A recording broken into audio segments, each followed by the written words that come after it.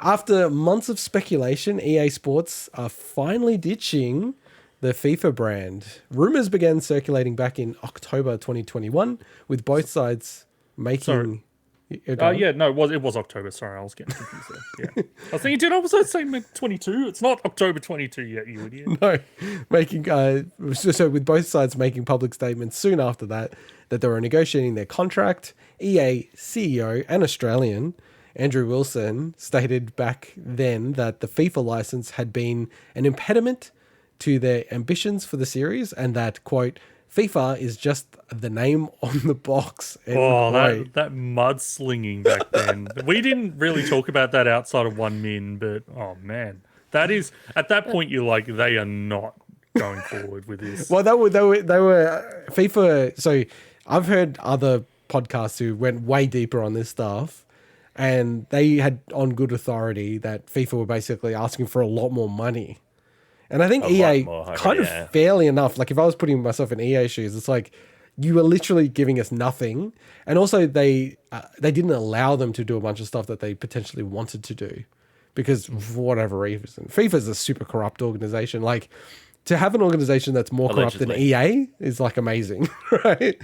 But yeah, so now it's official. Beginning 2023, EA Sports are rebranding their soccer/football series to quote EA Sports FC, Good name, I think. Good meaning name. football club. I think that's good. Yeah.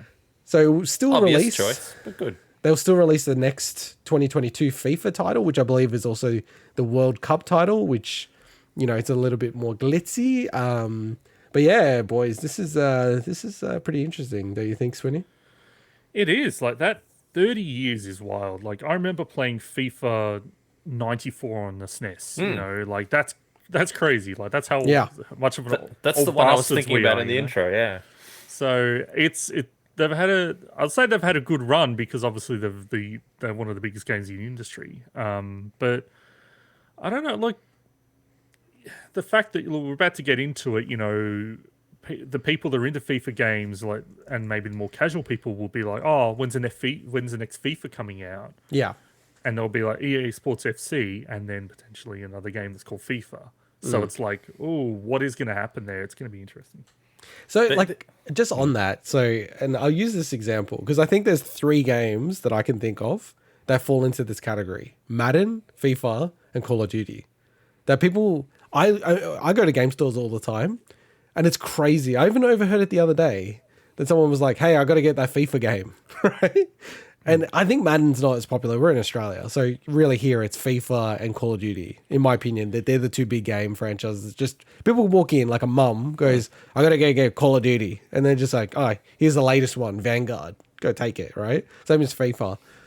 And you look at Call of Duty and the fact that the Black Ops series, it's like pretty much its own distinct series, but they'll still keep the Call of Duty title. So it's like Call of Duty : Black Ops 4 : blah blah blah, which any other series you just split it off, but that Call of Duty name's so powerful that I kind of look at this and go, well, they're removing FIFA. It's like, yeah, how much sales are they going to lose? Like They'll lose some, but at the same a time, lot, man, not some. the amount of money that FIFA are asking for. You know what they should have done to be clever about this? They should have, instead of calling it EA Sports FC, they should have called it EA Sports, the acronym FIFA. So like football, You idiot. something. Oh, yeah, get away with that one. So just going back to their licensing, so with EA Sports FC licensing, quote, our unique licensing portfolio of more than 19,000 plus players, 700 plus teams, 100 plus stadiums, and 30 leagues will still all be there. So how does that work? So I'm not huge into soccer, aka football. How does the licensing thing? So what exactly is the FIFA thing? Is it just a name, literally? Do they still have direct license with all the different football clubs? Are they still allowed to use all the player names? So soccer's that crazy, right? FIFA is the international body. So I don't believe you could ever say the World Cup. So they won't have like EA Sports FC World Cup or something like that, right? Okay. That's it's same as Super Bowl. Like the Super Bowl is like a highly like protected name. Even like some shows don't even use the word Super Bowl because they can get like taken down by the NFL. It's crazy. They use Superb Owl. Yeah, the Superb Owl or the big game. They go the big game. The big game. Okay, It's crazy, right? So I think they're going to lose all of that stuff. But you're right, like that, and that's their contention that it's, well, what are you giving us? Because a lot of the leagues, they do individual deals with them. So you see that with what's Konami's football game, Swinny? I can't remember because they keep changing the name of it. It used to be called Pro Evo, but that's I right. can't remember what they renamed. All I know is the last one eFootball. shit the bed. It's called eFootball. Yeah, it completely shit the bed. That's what it was. Yeah, but it is picking up. So that game is like top 3 most downloaded games in Europe. Like they've actually kept improving it. So like, you know, and we'll go on to like what FIFA's doing, which I think is awesome. Like how they've kind of like called it out. So FIFA are like, we're going to keep producing FIFA branded games without EA. So the president, Gianni Infantino, insisted that only games carrying the official FIFA license would be quote unquote credible. And that quote, I can assure you that the only authentic real game that has the FIFA name will be the best one available for gamers and football fans, end quote. Quite a big claim. So yeah, they're in discussions with like, you know, other folks. You'd think the first call they're going to make is with Konami, right? Or 2K. Yeah. Yeah. You know, Probably, 2K to me, the ones that like Konami, obviously they have that. They already have that property. Yeah. But I think 2K would just be like, we need to get on this. You know, like definitely. Because like, I mean, I don't know. I'm sure Gianni must have done some research on this, but. I'm sure it did. Creating a football game from scratch isn't that easy. Like this is 30 years worth of development on this particular series.